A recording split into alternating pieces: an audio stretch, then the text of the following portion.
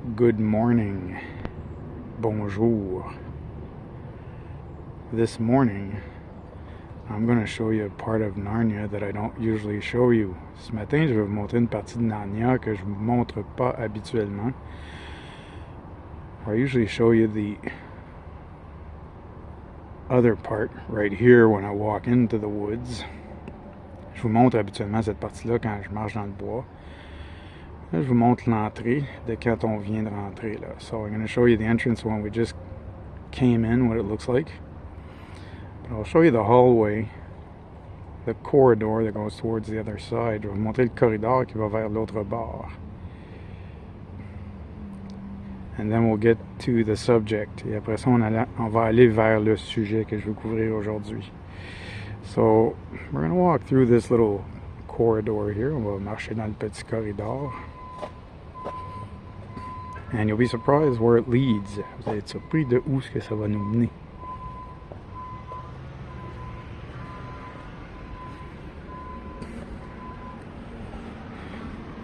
Get ready for the discovery. Soyez prêts pour la découverte. You ready? Êtes-vous prêts? There you go. Et voilà. Donc, l'autre bord de Narnia. The other side of the wall in Narnia. That's the other side. C'est l'autre côté. Going into the airport property where they work for the airport. On rentre dans la propriété de l'aéroport. Les gens travaillent pour l'aéroport. Donc, je vais retourner dans Narnia avant que la sécurité vienne m'arrêter ici. Là. I'm going to turn back into Narnia before security comes to stop me here. They get nervous when they see people here. Ils sont nerveux quand ils voient des gens qui n'ont jamais vu avant ici. Alright? Ou des gens qui sont pas supposés être ici. Donc, mais on voit le terrain, we see where it goes. And the trees disappear gradually over there. Les arbres disparaissent graduellement là-bas. Il y en a encore un petit peu, mais à mesure que tu avances, ça c'est du béton, de l'acier et de l'asphalte. As you go further here, it becomes concrete, iron, and asphalt. So I'm going to go back into Narnia. Je vais retourner dans Narnia par le passage secret. By the secret passage. Il y a plein d'employés de l'aéroport qui prennent ce passage-là, qui restent dans le quartier, qui viennent ici. There are plenty of employees that work here at the airport and that take this secret passage, in parenthesis, to come to the airport to work. It's a very nice shortcut. C'est un beau raccourci dans le fond pour venir à l'aéroport quand ils passent par ici. So I'm going to go back into Narnia, give you a last look, but you can't see much from here, and I don't want to go much further. I don't want to have a security card come and stop me. Je vais rentrer dans Narnia, je veux pas qu'il y ait une auto de sécurité qui vienne m'arrêter. Donc, très bien. Very good. Let's go back in. On retourne. And when they come back from work, they walk through here, and they go back home. Et quand ils reviennent de travailler, ils et elles reviennent, ils passent ici pour s'en retourner vers chez eux. So, when you're coming in here, you walk this little secret passage, le petit passage secret. And then if you go back into the neighborhood, si vous retournez dans le quartier, it's right there. The doorway to our neighborhood. Donc la porte à notre quartier. So I'm going to go into Narnia. Je vais aller dans Narnia. I've been looking for another place to film. I did it before I was on vacation. I had started filming at the Bay d'Urfé train station, which was a good option. But I'm on vacation right now, so I'm filming in Narnia. I was thinking about going to Pine Beach train station, but there's so much noise there. I did it once, and it was like barely listenable, the video, so I never uploaded it. Donc, je cherche à aller à d'autres places que Narnia pour filmer. J'avais l'option de la station de train à Bay d'Urfé, qui est une très belle option pendant que je travaille, mais là, je suis en vacances. Donc, je suis à Dorval pendant mes vacances. Et puis, j'ai déjà filmé une fois à la station de train Pine Beach. Et puis, il y a tellement de bruit, là, avec l'autoroute puis le train, que c'était pas écoutable. Fait que j'ai jamais téléchargé la vidéo sur YouTube. As I was saying in French, the noise with the trains and the cars is like barely listenable. Here we hear the planes pass by, but at least there's enough interval between them that I can record properly. Ici, au moins, il y a assez d'intervalle entre les avions pour que je puisse enregistrer comme il faut. Donc, c'est pour ça que je viens souvent ici. And if I do it on the street in the neighborhood, which I've done before for neighborhood videos, well, I can get interrupted too often, so it would sort of break the rhythm. Donc, si je le fais dans le quartier, je me fais interrompre souvent, puis ça pourrait briser le rythme de mes vidéos que je fais. Donc, c'est pour ça que je viens ici. C'est plus tranquille. Il y a des fois qu'il y a des gens qui promènent leur chien ici ou qui se promènent. J'arrête et je repars la vidéo, mais c'est beaucoup moins fréquent que les gens passent ici. Donc, j'ai plus de tranquillité. So, there's less people that come here than on the streets. So, that's why I come here. It's the quietest place in my neighborhood, even though the planes fly over often. It's less frequent that I'll be interrupted here. Some people walk their dogs here. They take a walk. So, then I stop and go since I've learned to do that. So, anyway. That's why I come to Narnia and you see it so often. I'm sorry for that. But it's such a beautiful place. C'est tellement une belle place. And yes, I know there are ticks here, but I'm coming anyway. Et oui, je sais qu'il y a des tics ici, mais je viens pareil. Et si vous voulez que je vous dise, c'est la place la plus naturelle dans mon quartier. C'est pour ça que je viens ici. It's the most natural place in my neighborhood. That's why I come here. Alright. Bon. I've been coming here for a long time before I started filming. Ça faisait longtemps déjà que je venais ici même avant de filmer. I found out about a year ago that there are ticks here. Maybe a bit more than that, but we got concerned about it about a year ago. Donc, ça fait un an à peu près qu'on a su qu'il y avait des tics ici, mais on le savait avant, mais depuis un an à peu près, là, on trouvait ça assez alarmant, mais en tout cas, je viens pareil. I still come anyway. Never had a problem yet, and I don't plan on having a problem with that. J'ai jamais eu de problème avec ça et je ne planifie pas avoir de problème avec ça. Okay, there's a plane, un avion. But that's okay. It's better than the constant noise at Pine Beach train station. C'est mieux que le bruit constant à la station Pine Beach. So now I've explained to you why I come to Narnia so often. Because of everything it can offer me to make videos. Là, vous savez pourquoi je viens si souvent à Narnia. À cause de tout ce que cela peut m'offrir pour faire mes vidéos. C'est la meilleure place à Dorval pour moi, surtout dans Dorval Nord. It's the best place in Dorval for me, especially in northern Dorval where I live. C'est ici que j'habite, c'est ici la place la plus proche, je viens à pied. I come here on foot and I make my videos. Je viens ici à pied, je fais mes vidéos. And that's that. Et voilà. So let's get into today's subject. On rentre dans le sujet d'aujourd'hui. Parousia Part 2, la parousie, deuxième partie. One of my friends at the end of the last video said to me that the video left him with more questions than answers. Donc, il y a un de mes amis qui m'a dit à la suite du dernier vidéo que la vidéo l'a laissé avec plus de questions que de réponses. Il a trouvé que c'était un bon vidéo, mais il y avait plus de questions que de réponses à la fin. He found it was a good video, but he found that there were more questions than answers at the end.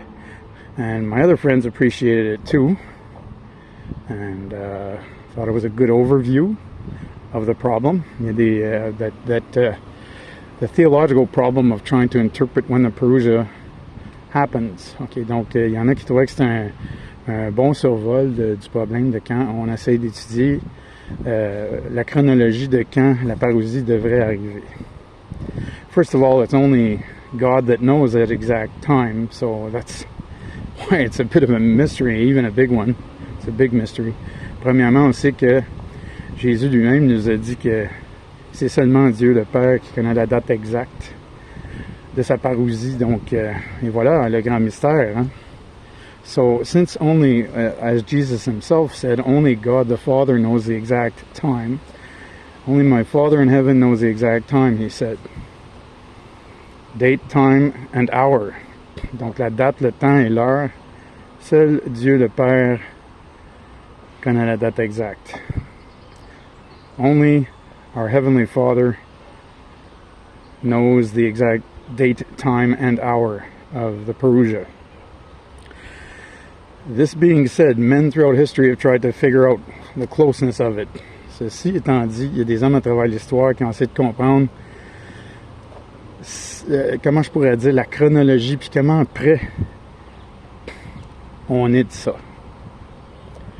Au niveau chronologique, au niveau du temps. The chronological problem, we're trying to figure it out. Il y a des hommes à travers les siècles qui ont essayé de figurer ça. There are men throughout the centuries who've tried to figure that out. On en a parlé l'autre fois de ça. We talked about that last time. Today we're going to concentrate on why people think it might be in the future. Aujourd'hui, on va se concentrer sur pourquoi les gens pensent que peut-être ce serait dans le futur. And on why some people think it happened in the past. Et pourquoi certains ont pensé que c'est arrivé dans le passé. And a solution that's between the two. Une solution qui est entre les deux. Maybe solutions in the plural. I'll see if I can get to that. Peut-être des solutions au pluriel. On va voir si je peux me rendre là. All right. There are two books in the Bible that if we interpret them literally would make all of us think that the Parousia will happen in the future. And that's the description of the millennial kingdom that Christ comes to set up. Donc, il y a deux livres dans la Bible qui nous font penser que peut-être cela va arriver dans le futur si on les prend de façon littérale. Dans le sens que ça pourrait nous faire penser que la parousie et puis aussi l'installation du royaume millénaire que le Christ doit venir installer, selon les Écritures, serait peut-être dans le futur. These two books are the book of Isaiah in the Old Testament and the book of Revelation in the New Testament. Ces deux livres sont le livre d'Isaïe dans l'Ancien Testament et le livre de l'Apocalypse dans le Nouveau Testament. These books give a very physical description of the millennial kingdom, the setting up of it, and the physicality of it here on this earth.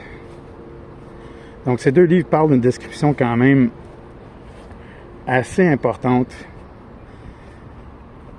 de l'installation du royaume millénaire par le Christ.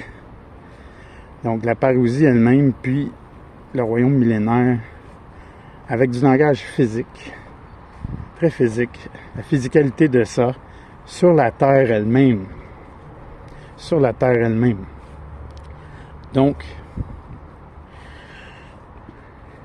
we must keep in mind, though, that the book of Revelation at the end of the book of Revelation, it talks about a new heaven and a new earth.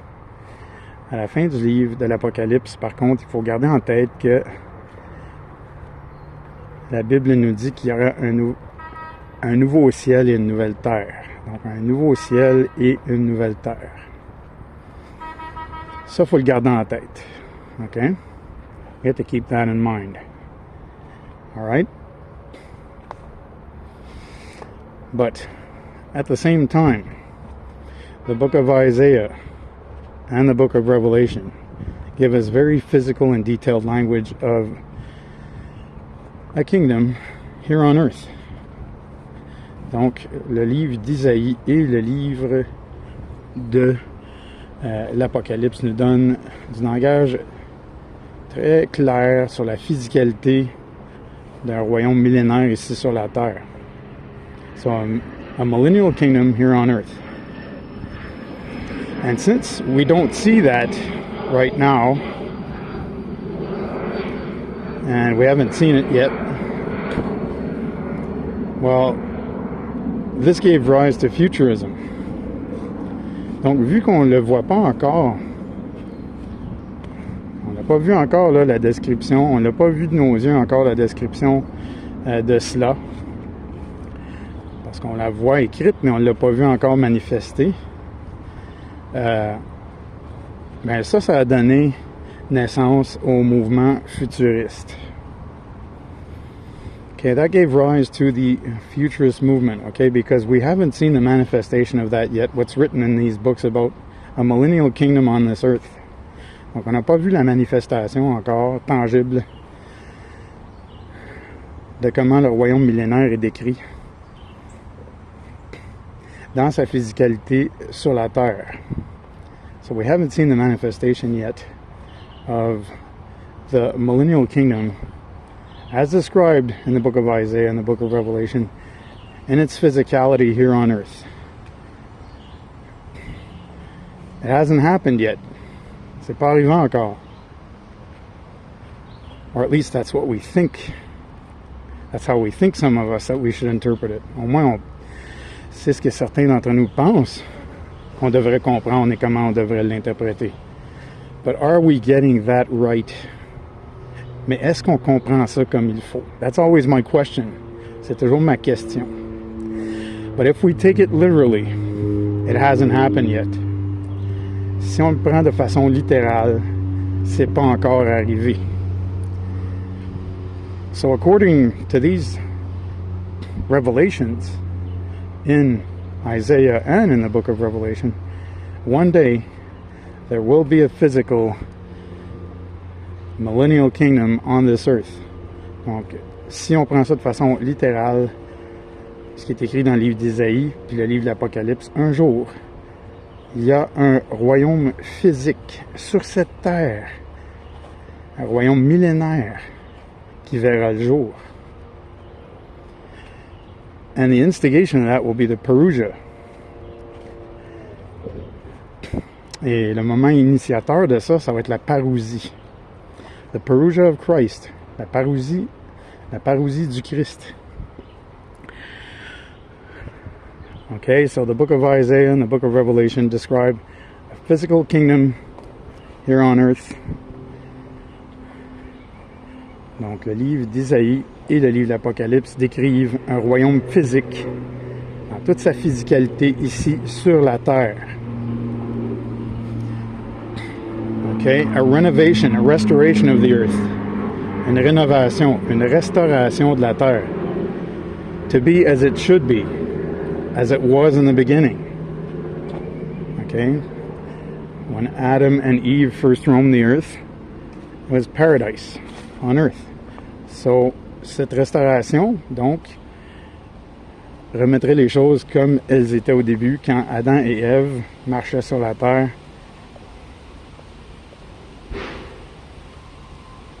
Donc Adam et Ève marchaient sur la terre, sur le paradis terrestre. Dans le fond, ils étaient dans le paradis sur terre, ce qu'on appelle le paradis terrestre. So they were in an earthly paradise, paradise on earth. All right? So the millennial kingdom is supposed to bring us back to the initial purity of what earth originally was when God created it and put Adam and Eve on it. Donc, le royaume millénaire va nous ramener à une pureté de ce que la terre était au début, quand Dieu l'a créé et a mis Adam et Ève dessus, les a créés, et ils ont marché sur cette terre qui était un paradis terrestre. So God created Adam and Eve and put them on the earth that He had created, so that they could roam, they could walk on it, walk in it, in this earthly paradise, this paradise on earth. Well, the millennial kingdom is said to be the restoration of that. Donc, le royaume millénaire est expliqué comme étant la restauration de cela. Okay? But we haven't seen that happen yet. So that's why futurism exists. Donc, on n'a pas vu ça arriver encore. Donc, c'est pour ça que le futurisme existe. Okay? In the other video, I talked to you about the imminence of Christ's return even 2,000 years ago when the scriptures were revealed. Dans le premier vidéo sur la parousie, je vous ai parlé de l'imminence du retour du Christ. Il y a 2000 ans, quand les Écritures ont été révélées. So there was an imminence there of His return. even back then. Donc, il y avait une imminence pour son retour, même à cette époque-là. OK? On en a parlé de ça, on a fait le tour de ça l'autre fois. Les versets dans la Bible qui nous l'indiquent, the verses in the Bible that indicate that. Okay?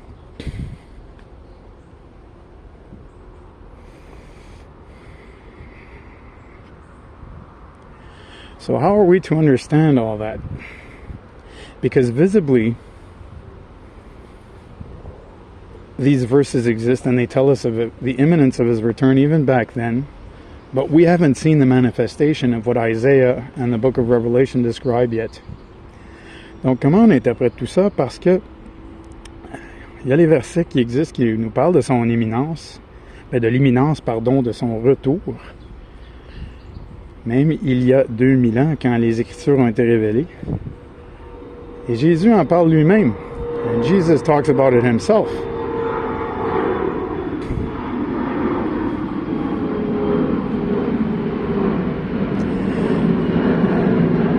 Mais on n'a pas encore vu la manifestation de cela,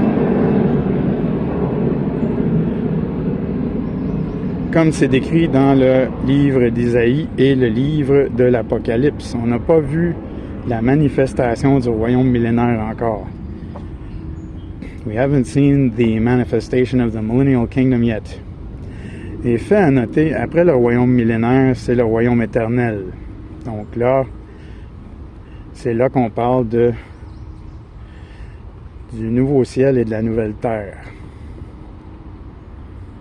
Nouvelle terre, nouveau ciel. Okay? La nouvelle Jérusalem descend du ciel. And at the end of the millennial kingdom, it's the eternal kingdom, where the new heaven and the new earth appear, and the new Jerusalem appears. Ça dit que la nouvelle Jérusalem va descendre du ciel. It says that the new Jerusalem will come down from heaven, come down from the sky.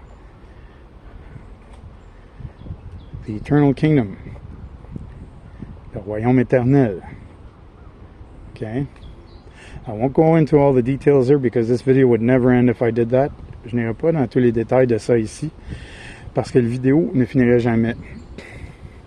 What I'm trying to do here is to explain why futurism and why preterism exist. Ce que j'essaie de faire ici, c'est d'expliquer pourquoi le futurisme et le prétérisme existent. And I'm going to try and get to a mid-solution very soon. Je vais essayer de me rendre à une solution qui est dans le milieu très bientôt. Throughout the centuries, theologians have been looking at this, trying to understand. À travers les siècles, les théologiens ont regardé ceci, essayant de comprendre. Now, I must say that in the past few centuries, this has been looked at more in Anglo-Saxon Protestantism than anywhere else. Je dois mentionner ici que dans les derniers siècles, ce problème a été analysé dans le monde anglo-saxon et protestant plus que n'importe où ailleurs. I have seen both the French Catholic theology and so the Francophone Catholic theology and the Anglo-Saxon evangelical theology. Donc moi j'ai vu la théologie franco-catholique, donc de langue française catholique, et j'ai vu la théologie anglo-protestante évangélique. Je suis très familier avec les deux. I'm very familiar with both of them. I'm going to do a little parenthesis here. In the Catholic world, in the French Catholic world especially that I know best, it's less of a theological problem than it is in Anglo-Saxon evangelical circles. Donc, dans le monde catholique francophone, catholique français, c'est moins un problème théologique que dans le monde anglo-protestant évangélique. On se casse moins la tête avec ça dans le franco-catholicisme que les anglo-protestants le font. So, we don't scratch our heads as much about this in Franco-Catholicism than what is done in Anglo-Protestantism / evangelicalism. So basically the Anglo-Protestant evangelical has been scratching his head for a few centuries about this. Even before there was a resurgence of evangelical thought, even in the classical Protestant milieu, we could call it. But then evangelicalism came along, and all the things like, well, J.N. Darby, who was an Anglican, went to the Vatican, studied there, and then decided to start his own sect, the Plymouth Brethren, and dispensationalism was born out of that. Okay, donc J.N. Darby est allé au Vatican. Il était un Anglican. Il est allé au Vatican étudier, après ça il est sorti de là. Et puis il a fondé son propre mouvement qui s'appelle les Frères et Sœurs de Plymouth. Et puis le dispensationalisme est né de ce mouvement-là. Dispensationalism was born out of that movement and went through Protestantism pretty quickly. So the questions that had been asked since the 1650s re-arose in the 19th century with him. Donc les questions qui se posaient depuis les années 1650 environ dans le protestantisme ont ressurgi avec ce mouvement futuriste.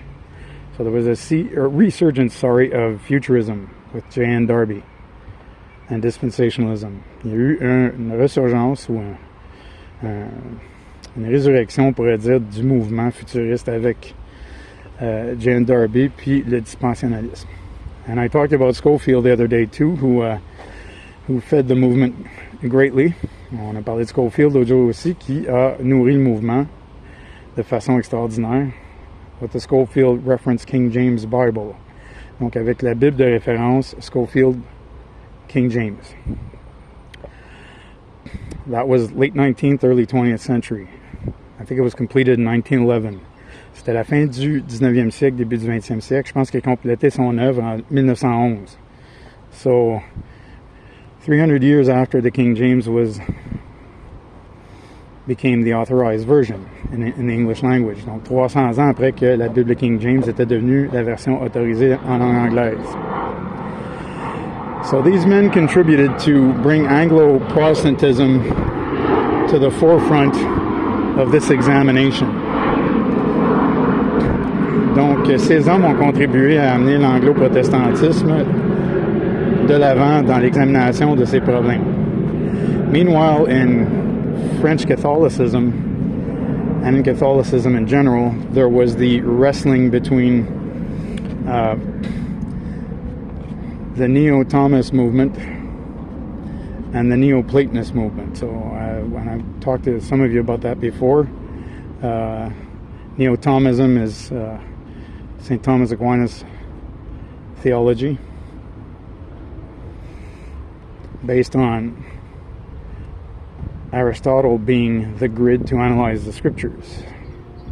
He uses Aristotle as the grid, and the new theology, as it's called ironically, is an older theology than that, but the new theology, and Benedict XVI was one of them who brought that forth. The new theology was brought forth by French and German theologians, and Benedict XVI was one of the men who worked on that. Well, that's more of a Neoplatonist look at scriptures, as the Church Fathers did.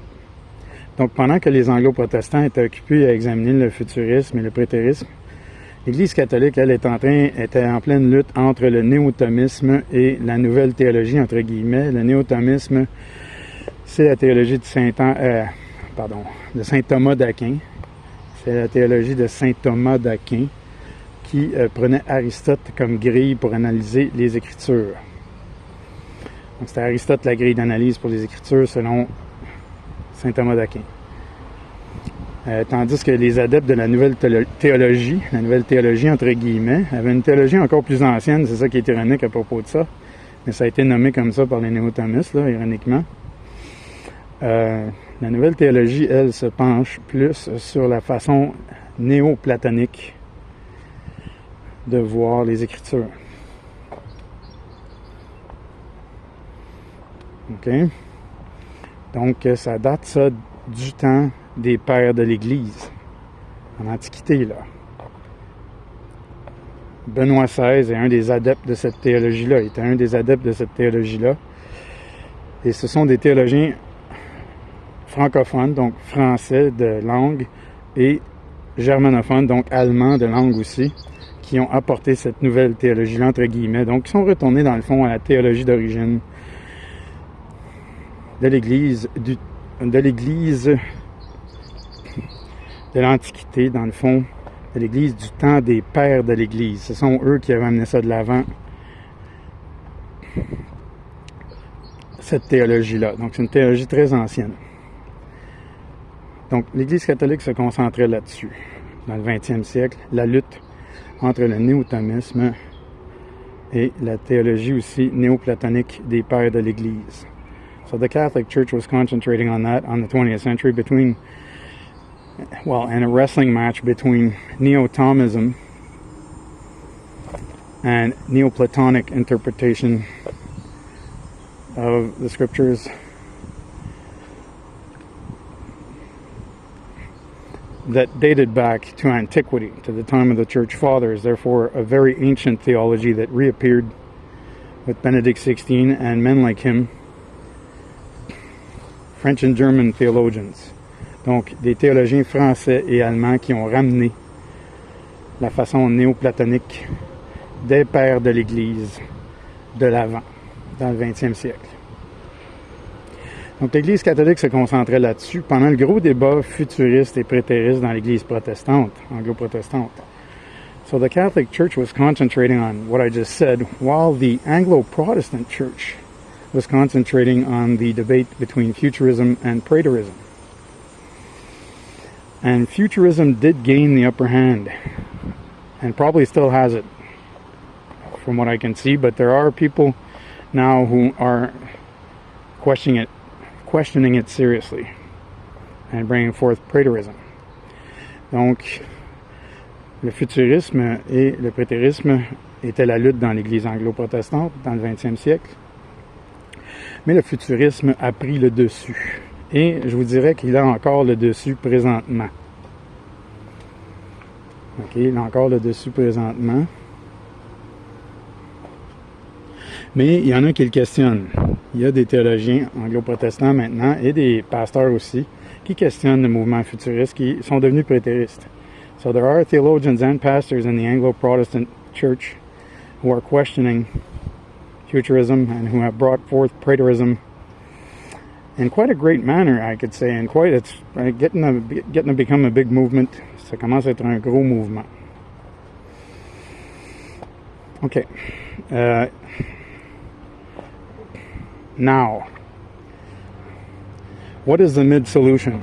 Qu'est-ce qui est la solution dans le milieu? I had to explain it right before we got to that, because some people here that I'm speaking to, this is nothing new to them. They might think it a bit long, but I had to explain it for the rest of the people who might be listening in.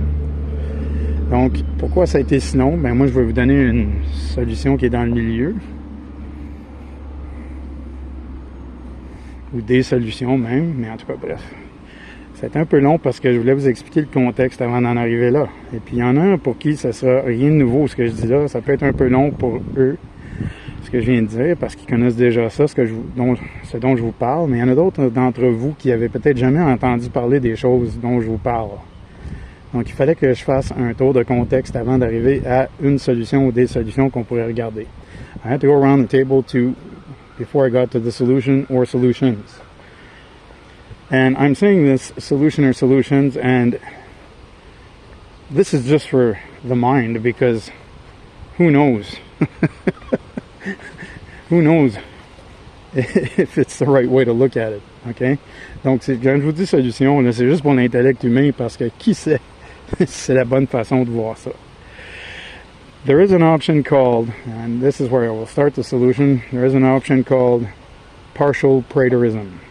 Donc, il y a une option qui s'appelle le prétérisme partiel. On n'entend quasiment jamais parler de ça en français, mais en anglais, on entend parler. Beaucoup même.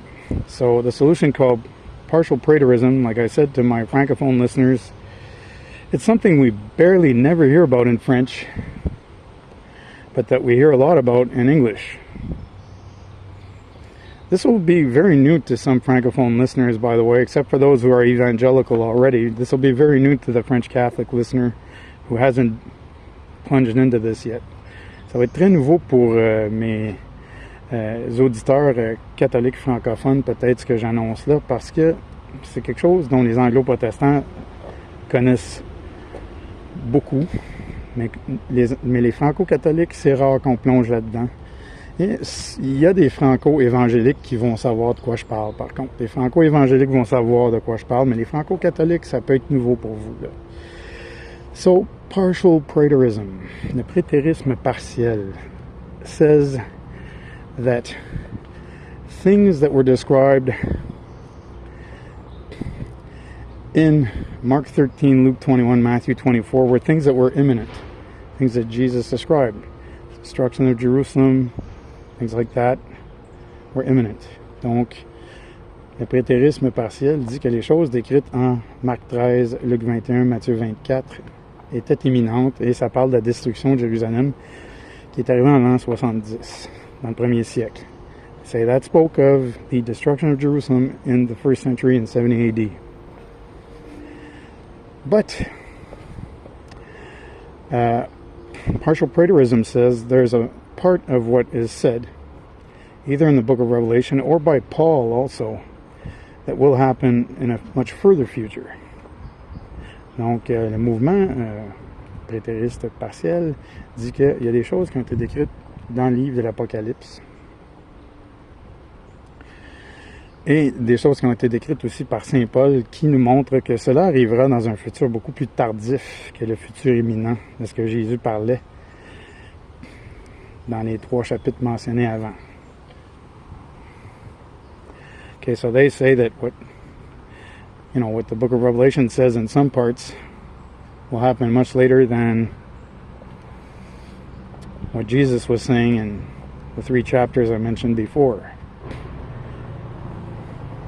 And that would be the full manifestation of the parousia and setting up of the kingdom later on. Et ça serait la pleine manifestation de la parousie du Christ et l'installation du royaume millénaire, dans le fond, ça arriverait beaucoup plus tard, celui du royaume éternel.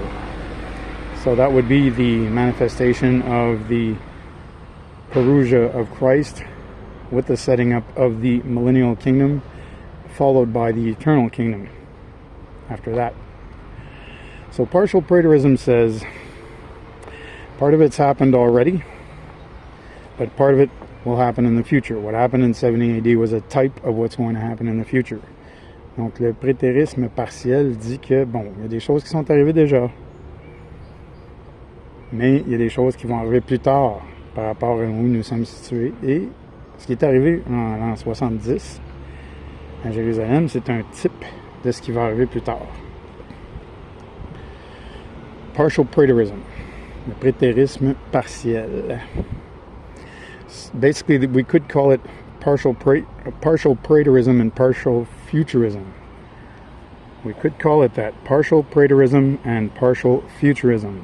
On pourrait même nommer cela le prétérisme partiel et le futurisme partiel.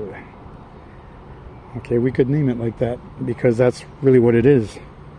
It includes both. On pourrait le nommer comme ça parce que c'est ça que c'est, ça inclut les deux. Ça inclut les deux. Ok, donc, c'est ça. And there's the other option. There's the other option that could be a solution and that I look at sometimes, but I wonder if I'm interpreting it right if I think that. It's that maybe it's all happened already and we just go to heaven once we leave here and then we get to the Parousia. Then we see Christ. We're projected there at the time we leave this world. Donc il y a l'autre solution aussi que ce serait déjà tout arrivé et que quand nous quittons ce monde, nous sommes projetés à la parousie du Christ. Nous sommes projetés à ce moment-là et cette place-là et nous rentrons dans le royaume de Dieu de cette manière-là.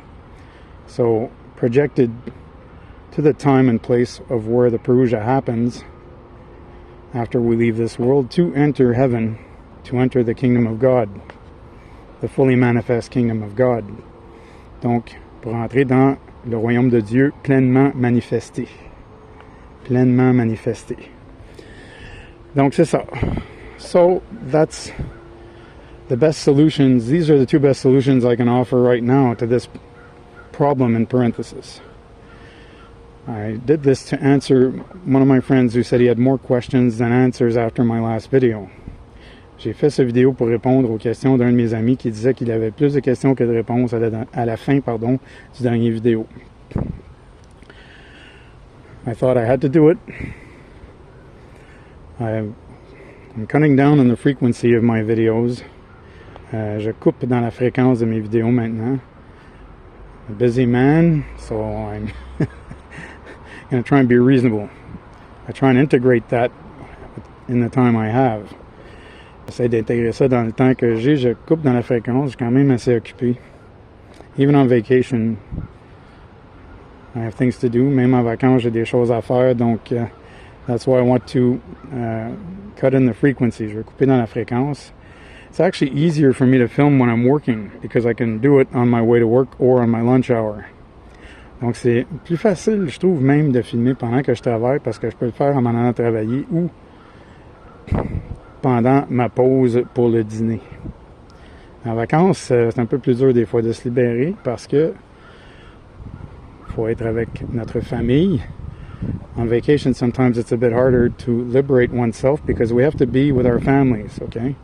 So I have to get back home. I have things to do at home with my family. Donc, je vais retourner chez nous. J'ai des choses à faire avec ma famille. So, I'll talk to you again very soon. Be blessed. Je vais vous reparler très bientôt. Soyez bénis. Bye.